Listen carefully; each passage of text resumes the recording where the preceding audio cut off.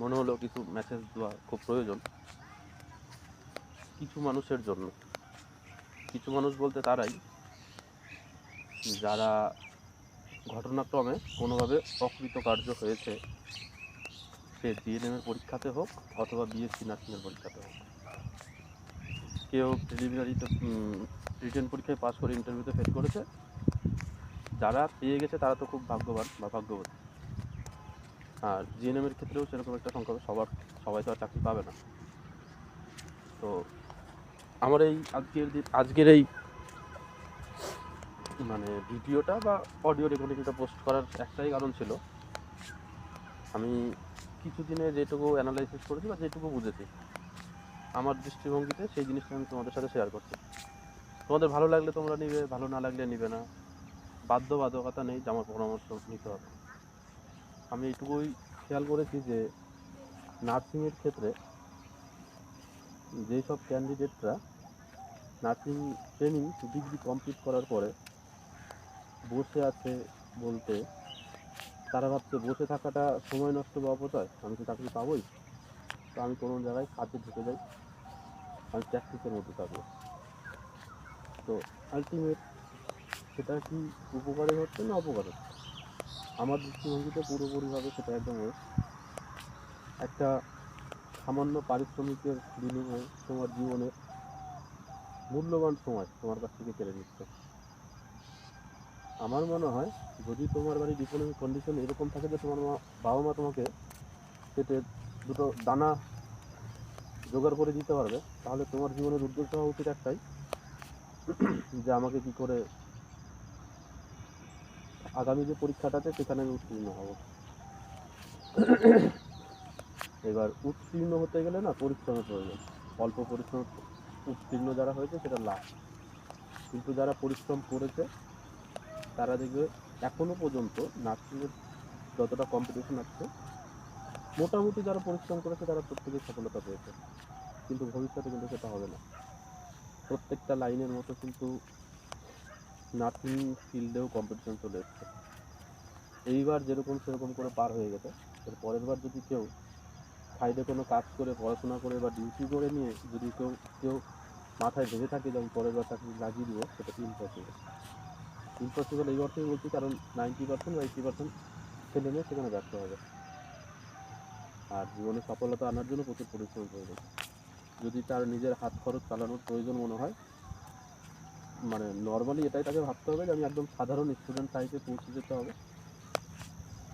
যারা প্রত্যেকটা আইনে যেরকম কম্পিটিশন স্ট্রাগল করছে, তোমাদের চাকরি পাওয়ার যদি তোমাদের টেন্ডেন্সি থাকে তাহলে তোমাদের স্ট্রাগল করতে হবে। কেমন স্ট্রাগল? যেরকম প্রত্যেকটা সাবজেক্টে যেরকম গ্র্যাজুয়েশন করার পরে একটা এসএসসির জন্য মানুষ 5-7 বছর অপেক্ষা করে, তারপরে যখন সুযোগ আসে সেই সুযোগটাতে চাকরি লাগানোর জন্য সেই মানুষটা ততদিন ধরে প্রিপারেশন নিতে থাকে যে একটা সুযোগ আসলে সেই সুযোগটা আমি হাতছাড়া হতে দিব না। সেরকম পুলিশের পরীক্ষা হোক, যে কোনো পরীক্ষা, পিএসসি থেকে শুরু করে, টিচিং থেকে শুরু করে, পুলিশ থেকে শুরু করে সব কিছু, অ্যাম্বিশনের লক্ষ্য এখন আর এরকমই হতে হবে যে আমার লাগবে চাকরি, তার জন্য আমি প্রচুর পরিশ্রম করবো।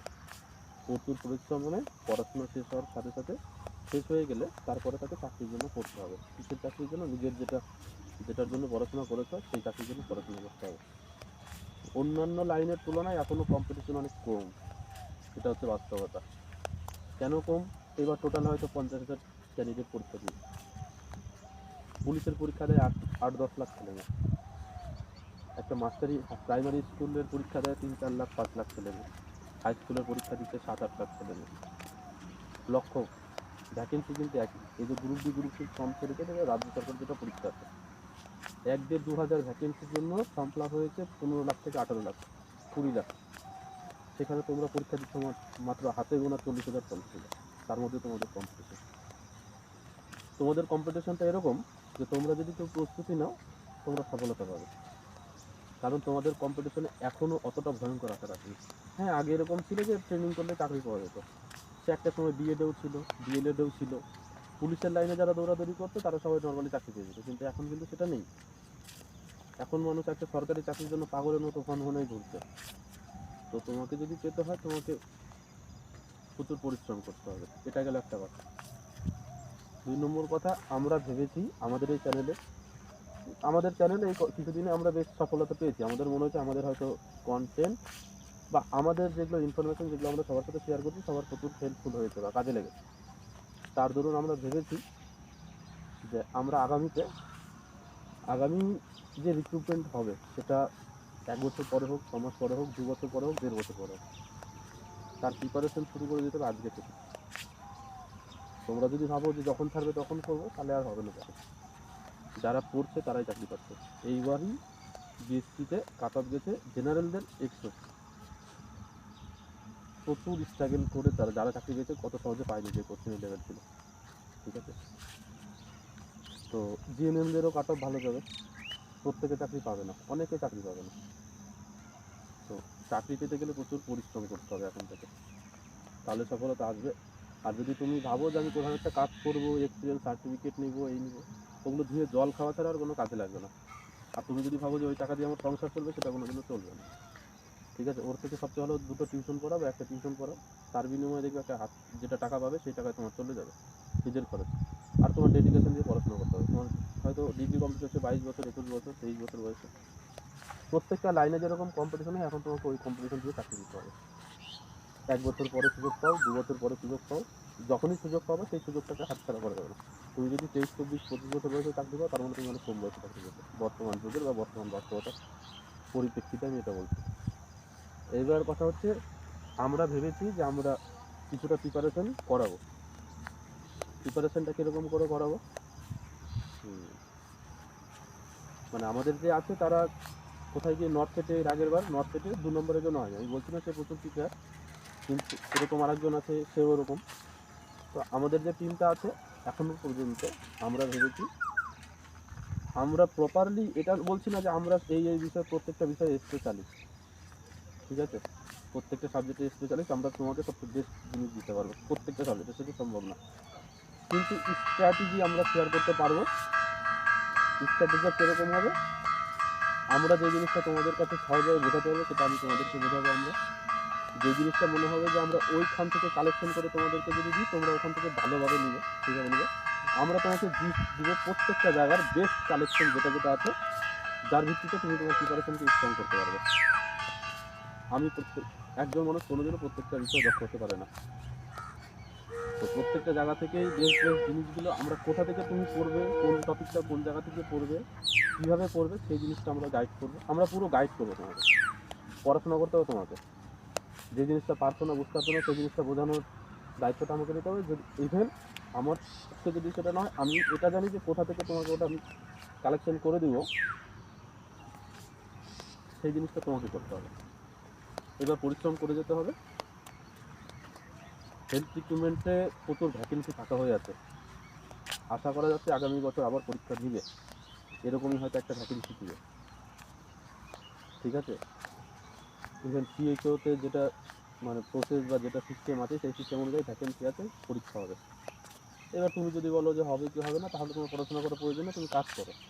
আর যদি তোমার মনে হয় যে তোমার চাকরি লাগবে অ্যাট এনি কস্ট, তাহলে তোমাকে পরিশ্রম করতে হবে।